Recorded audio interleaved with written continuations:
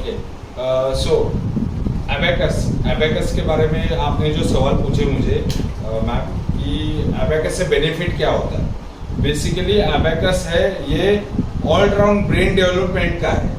सिर्फ हम कहते हैं कि कैलकुलेशंस अच्छा होगा बच्चों का, तो वैसी बात नहीं है। इससे क्या होगा कि बच्चों का पूरा मानसिक विकास होने वाला है। जैसे कि हमारे ब्रेन के 2 पार्ट्स होते हैं, एक होता है लेफ्ट ब्रेन और एक होता है राइट ब्रेन। लेफ्ट ब्रेन होता है ये हमारे इजी टास्क करने वाला होता है, और आपने देखा होगा कि बच्चे ज्यादातर इंसान अर्थ पे है ये राइटी होते हैं, और वो सब राइटी अपना लेफ्ट ब्रेन यूज करते हैं। और ये लेफ्ट ब्रेन क्या कर रहा है, शॉर्ट टर्म रहते हैं। यानी हमने बचपन में पढ़ाई की, एग्जाम्स आया 3 महीने का पढ़ाई किया, फिर हमने भूल गया। अभी बचपन का आपको कोई कविता याद है क्या? नहीं याद है। क्यों याद नहीं है? क्योंकि हमने उसी दौरान वो सिर्फ पढ़ा और भूल गए। पर जो लेफ्टी होते हैं वो अपना सब कुछ राइट ब्रेन में उनका ज्यादा चलता है। राइट ब्रेन होता है ये लॉन्ग टर्म मेमोरी वाला ब्रेन। लॉन्ग टर्म मेमोरी यानी जटिल काम करने वाला ये ब्रेन रहता है, बहुत अच्छी मेमोरी करने वाला। और आपने देखा होगा कि ज्यादातर लेफ्टी लोग बहुत तेज होते हैं, आपने देखा होगा बहुत तेज होते हैं वो। क्यों वो आगे जाके तेज होते हैं? क्योंकि वो अपना राइट ब्रेन यूज करते हैं। राइट ब्रेन यानी जटिल काम करना। तो ये दोनों ब्रेन जब सिंक्रोनाइज होंगे तो इंसान का पूरा ब्रेन डेवलपमेंट होने के चांसेस होते हैं, और एबेकस उससे मदद होता है। अभी राइट ब्रेन का मतलब क्या होने वाला, आपको शोले फिल्म पता है?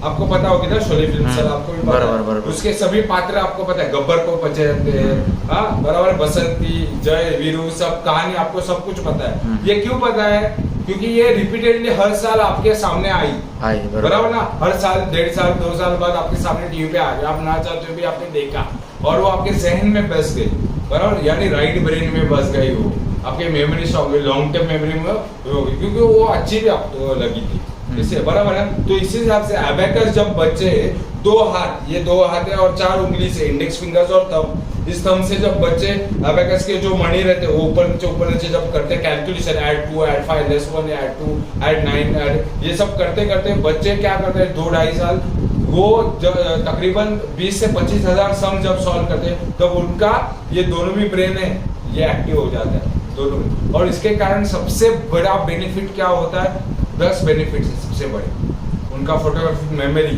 Concentration, accuracy, speed, listening skills, creativity, imagination, visualisation, self reliance और सेल्फ कॉन्फिडेंस, ये 10 के 10 जो हमारे ब्रेन से रिलेटेड एस्पेक्ट्स है ये इम्प्रूव होते हैं और हमारा ब्रेन डेवलप होता है। और ये डेवलपमेंट सिर्फ 2 साल 3 साल के लिए नहीं है, ये परमानेंट है।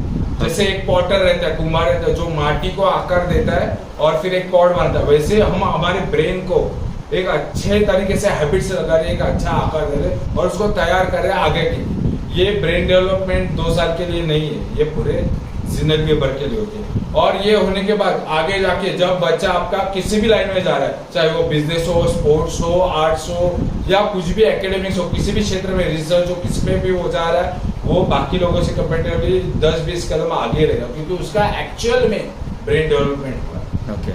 और इसके वजह से बच्चे का मानसिक विकास होने से उनका कैलकुलेशन तो वो बढ़ेगा ही, और साथ में ये जो बेनिफिट्स है ये हमको प्राप्त होते हैं बच्चों को।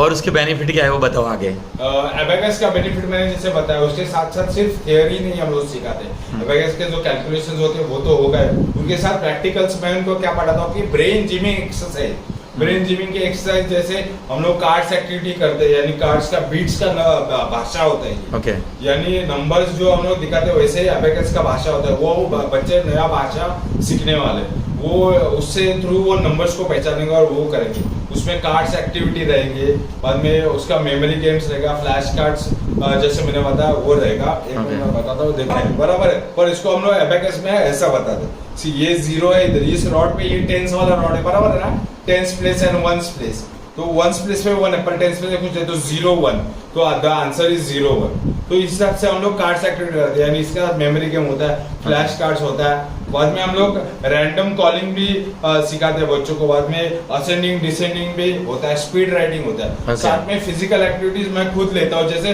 2 हाथ ऐसे करो बच्चों, दोनों हाथ ऐसे करो, हाँ एक हाथ आगे आगे घुमाओ, आगे, अभी वही हाथ पीछे घुमाओ, पीछे, ओके, अभी ये हाथ आगे घुमाओ, ये हाथ पीछे घुमाओ, ये पीछे घुमा, अभी ये हाथ आगे घुमाओ, ये एक हाथ आगे और एक हाथ पीछे, देखो नहीं उल्टा हो रहा है। देखो ये प्रॉपर जो होता है, ये फिजिकल एक्सरसाइज मैं लेता हूँ बच्चों का, ताकि क्या होता है सिर्फ थियरी से नहीं, प्रैक्टिकल से भी होएगा। अभी ये ऐसे हाथ रखो, touch open touch open touch open करो, टच ओपन, ये बहुत इंपॉर्टेंट है।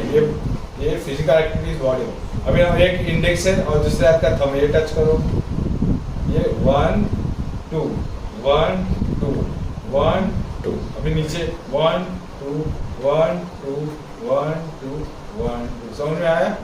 ये सारे एक्सरसाइज है, ये तुमको घर पे प्रैक्टिस करना है। ये क्या होता है, हम लोग इधर 2 घंटे है, तो 2 घंटे में हम लोग ज्यादातर थियोरी और एक्टिविटीज पे ध्यान देते हैं, पर ये जो फिजिकल एक्टिविटीज है ये घर पे बच्चों को हम लोग करने को बोलते हैं। ताकि क्या होता है, बच्चे सुबह रहते सुबह शाम घर पे रहते, तो मैक्सिमम लेफ्ट हैंड से जितना तुम लोग ट्राई कर सको, लेफ्ट हैंड से जो कुछ एक्टिविटीज तुम कर सको वो करो। राइट, लेफ्ट हैंड से हम लोग स्पीड राइटिंग में कराते हैं, लिखने को सिखाएंगे लेफ्ट हैंड से नंबर्स तुमको। तो इससे क्या होगा, तुम्हारा प्रैक्टिस बढ़ेगा, थोड़ा स्ट्रॉन्ग हैंड हो जाएगा। वो वीक ही रहता है पर उसको स्ट्रॉन्ग बनाने की कोशिश करेंगे हम लोग। ये सारे चीजें होती हैं। Thank you sir.